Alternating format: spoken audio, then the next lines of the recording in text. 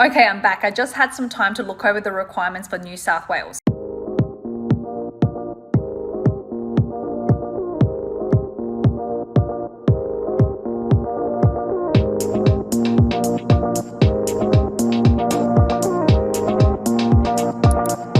So everyone's saying there's no occupation list, and it's not a specific occupation list for New South Wales, but they follow the federal list. So let me show you.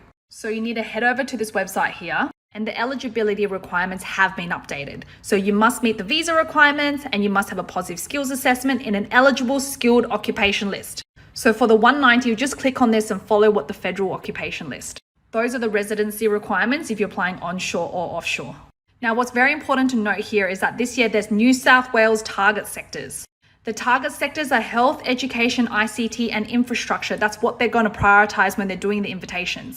Now, they mentioned that there's no specific invitation rounds. They'll just be conducting them throughout the year. It's very interesting here. It says the date you submit or amend your Skill Select EOI has no impact on your likelihood of being invited. What's going to impact is the target sector that you're in, your point score, your English language proficiency, and your skilled work experience. So if you have high points, have superior English, have a valid skills assessment in an occupation in the New South Wales target sector, and you have skilled work experience, then you're more likely to receive an invitation. This is too much exciting news for me for one day. New South Wales have also released their occupation list and their eligibility requirements. You can go ahead and check it out on the website, but it looks like they're just following the federal occupation list. So any occupation that's available for the 190 is eligible.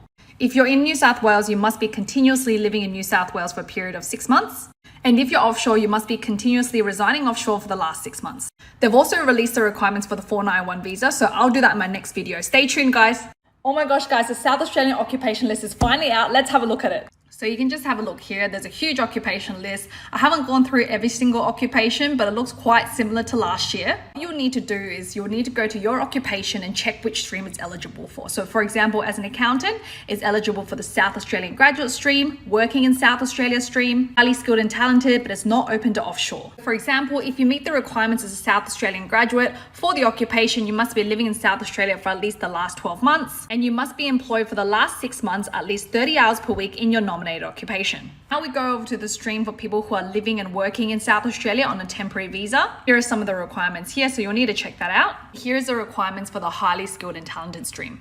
I'm going to do some in-depth videos about the requirements, so stay tuned. So you would have heard by now that New South Wales released their eligibility requirements for the 190 visa for this financial year. I've had some time to look at it and also discuss this with my team members. I want to share with you our views on this, so let's break it down. Now, before you consider anything else, you need to first meet the Department of Home Affairs requirements. And that is, you must be under 45 years of age, score at least competent English, and have a valid skills assessment in an eligible occupation. This financial year, there's no special occupation list for New South Wales. They're just using the general occupation list. So you can just refer to the legislative instrument for this. The residency requirements haven't really changed. So if you're applying as an onshore New South Wales applicant, then you must be living in New South Wales for 6 months. If you're applying as an offshore candidate, then you must be living offshore for at least 6 months before you apply. There's no set invitation rounds. They'll just invite whenever they feel like it throughout the year. And most important to them when they're selecting EOIs is the applicant's score, the English language proficiency, the amount of skilled work experience that they have. Also new this year is that there will be target sectors. These will be people who are working in health, education, ICT, and infrastructure. They will be prioritized. Overall, I do think it's going to be competitive, but New South Wales has always been competitive. But at the same time, they've always surprised us with their invitations. I always say to my team members, you've got to be in it to win it.